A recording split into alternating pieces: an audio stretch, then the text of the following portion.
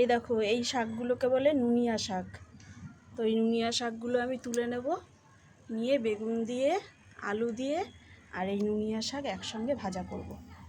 তো রেসিপিটা তোমাদের সঙ্গে শেয়ার করব আমি, তোমরা দেখবে।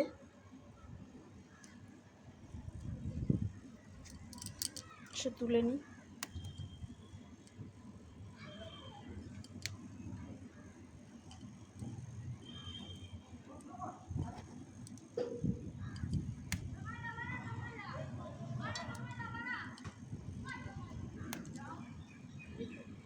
কি সুন্দর হয়েছে, মোটা মোটা।